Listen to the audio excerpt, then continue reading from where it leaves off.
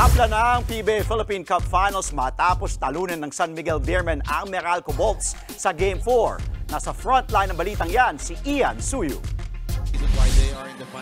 Pumasok ang Meralco Bolts na may tsansang makuha ang commanding 3-1 lead sa PBA Philippine Cup Finals.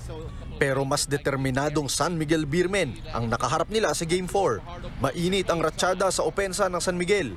Lumamang ng double digits ang San Miguel matapos ang sunod-sunod na baskets ni Junmar Fajardo. Mula sa puntong yan, napanatili ng Beermen ang bentahe sa buong laro. Pagpasok ng fourth quarter, sinubukang mag-comeback ng Bolts. Katunayan, naibaba nila sa 5 puntos ang inahabol sa huling 6 na minuto ng laro.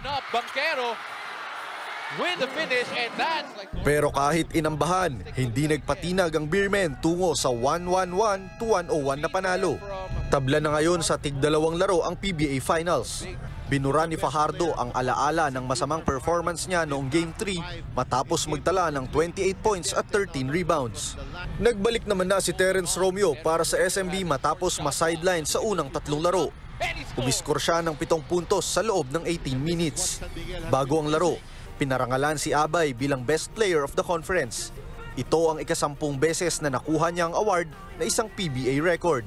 Kahit sino sa team namin pwede maging best player of the conference kasi sobrang lalim ng team namin. Kailangan ko talaga i-ano yung sarili ko dun sa ilalim kasi pag natalo kami 3-1, mahirap ma-bounce back sa 3-1. So, yun, gusto namin manalo, gusto namin matay yung series. Sa kabilang dako, binitbit naman ni Chris Newsam ang opensa ng Meralco kasunod ng career high na 40 puntos. Bago ang laban, nagpakita ng suporta ang parehong koponan sa mga atletang Pinoy na lalaban sa Olympics. Makikita ang mga pangalan ni na EJ Obiena, Carlos Yulo, Yumir Marshall at iba pang mga Pinoy Olympians sa mga pre-game shirt nila. Sa harap, nakalagay ang 100 taong laban para sa bayan. Pag-alala ito sa unang beses na pagsali ng bansa sa Summer Games noong 1924.